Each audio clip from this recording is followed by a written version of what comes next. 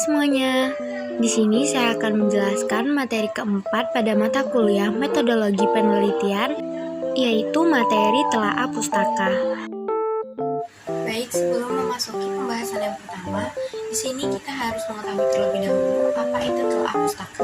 Telaah pustaka merupakan kajian terhadap penelitian-penelitian terdahulu yang berkaitan dengan penelitian seorang peneliti.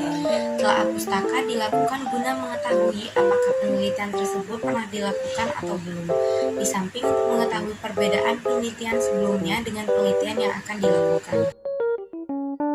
Baik, untuk materi pertama yaitu pengertian kajian pustaka.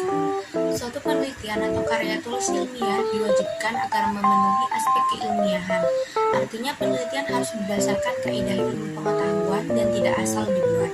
Salah satu penentu keilmiahan dari penelitian adalah keberadaan kajian pustaka. Kajian pustaka ini juga sering disebut sebagai landasan teori. Jadi setiap penelitian wajib mencantumkan kajian pustaka supaya relevansi dari penelitian dapat diketahui. Kajian pustaka sendiri memiliki pengertian yaitu suatu kumpulan dari teori yang dipilih untuk menjadi bahan referensi, literatur, dan dasar dalam sebuah penelitian atau karya tulis ilmiah. Tujuannya adalah untuk menjawab permasalahan dari suatu penelitian. Kajian pustaka wajib ditulis agar menunjang keakuratan dari penelitian. Sebab pada bagian ini memuat tentang uraian literatur yang menjadi pokok bahasan untuk menyelesaikan suatu permasalahan. Materi selanjutnya yaitu proses penyusunan telaah teori. Sebelum itu, telaah teori berbeda dengan kajian pustaka. Perbedaan kajian pustaka dengan telaah teori adalah kajian pustaka berasal dari penelitian-penelitian yang pernah dilakukan, sedangkan telaah teori berasal dari teori-teori yang relevan dengan penelitian yang dilakukan. Adapun proses penyusunan telaah teori yaitu yang pertama menentukan variabel penelitian.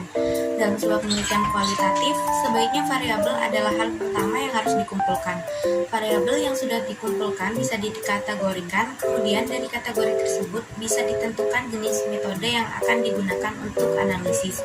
Variabel yang baik adalah variabel yang masih relevan dengan penelitian, bisa diukur dan bisa diamati. Yang kedua yaitu mengambil sumber referensi. Kemudian langkah selanjutnya yaitu mengambil referensi yang berasal dari berbagai jenis sumber. Misalnya pengambil referensi dari buku, publikasi ilmiah, laporan penelitian, jurnal penelitian, artikel ilmiah, dan juga glosarium. Semua sumber referensi tersebut dapat dijadikan sumber referensi yang paling utama. Sumber referensi memiliki peran yang sangat penting dibandingkan dengan penelitian yang pernah dilakukan sebelumnya. Yang ketiga, menyortir referensi relevan. Jika referensi telah terkumpul, maka langkah selanjutnya yaitu memilih referensi mana yang akan digunakan dan benar-benar relevan dengan topik penelitian. Untuk referensi yang tidak digunakan sebaiknya langsung disingkirkan dan disimpan semua referensi yang akan digunakan. Selain relevan, referensi yang digunakan juga harus kredibel dan bisa dipertanggungjawabkan. Keempat yaitu mencari dan membandingkan variabel. Dalam sebuah penelitian, variabel adalah komponen utama yang menjadi titik perhatian.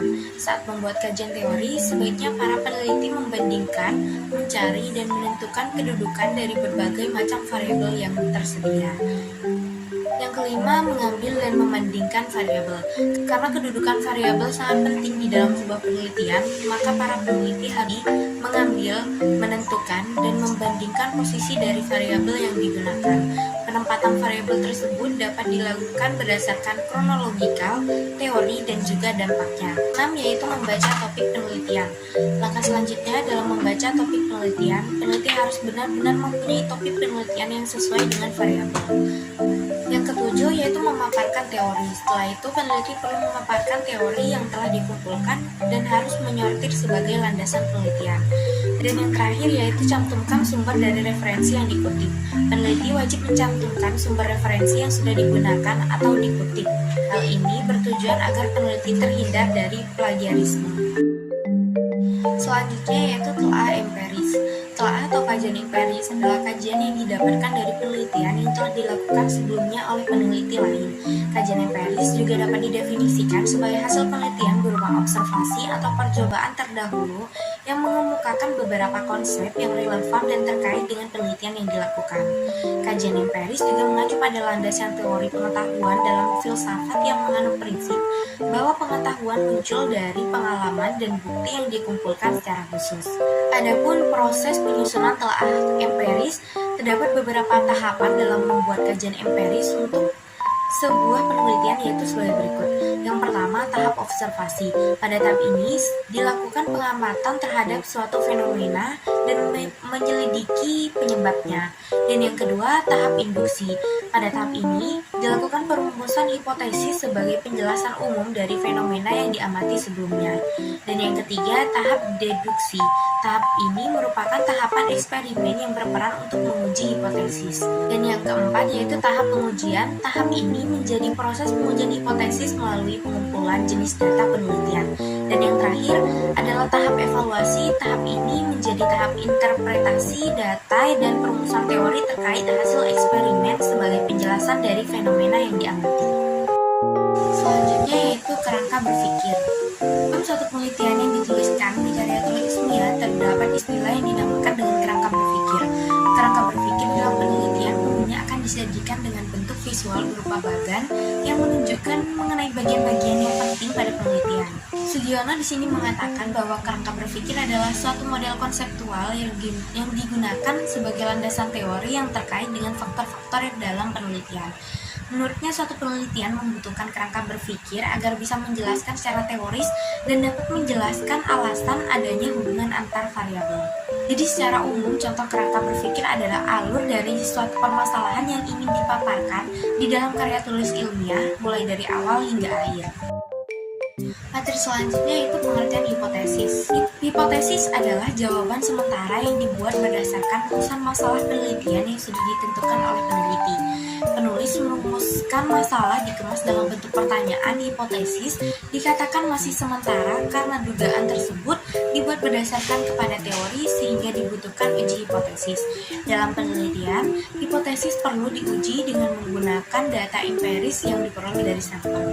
Adapun tujuan dari penulisan hipotesis adalah memberikan penjelasan sementara tentang gejala, memudahkan perluasan pengetahuan dalam bidang tertentu, memberikan pernyataan hubungan yang dapat diuji, dan memberikan arah penelitian.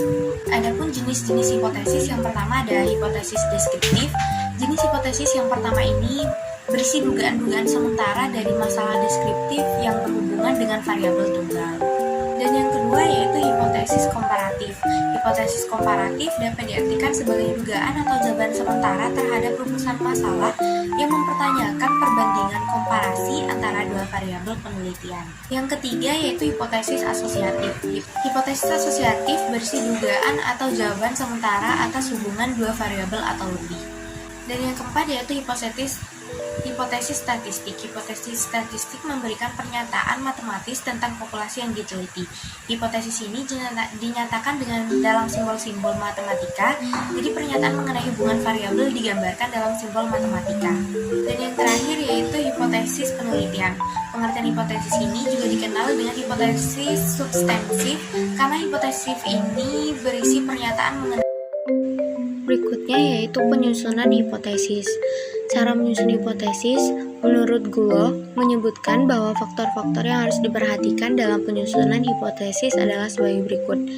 Yang pertama, hipotesis disusun dalam kalimat deklaratif. Kalimat itu bersifat positif dan tidak normatif. Istilah-istilah seperti seharusnya atau sebaiknya tidak terdapat dalam kalimat hipotesis.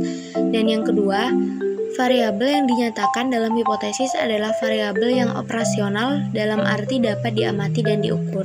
Dan yang terakhir, hipotesis menunjukkan hubungan tertentu di antara variabel-variabel. Adapun cara penyusunan hipotesis menurut Riyadi menyatakan bahwa hipotesis dapat disusun dengan dua pendekatan, yang pertama secara deduktif dan yang kedua secara induktif. Penyusunan hipotesis secara deduktif ditarik dari teori. Suatu teori terdiri dari proposisi, sedangkan proposisi menunjukkan hubungan antara dua konsep. Proposisi ini merupakan postulat yang dari padanya disusun hipotesis. Sedangkan penyusunan hipotesis secara induktif bertolak dari pengamatan empiris. Sebagai contoh dari pengalaman kita di masa lampau, kita mengetahui bahwa kecelakaan bermotor di jalan raya kebanyakan disebabkan oleh supir yang menjalankan kendaraannya dengan kecepatan tinggi. Bertolak dari pengalaman ini, kita menyusun hipotesis ada hubungan positif antara kecepatan laju kendaraan dengan kecelakaan lalu lintas. Mungkin cukup sekian materi yang dapat saya sampaikan, kurang lebihnya mohon maaf. See you next time guys.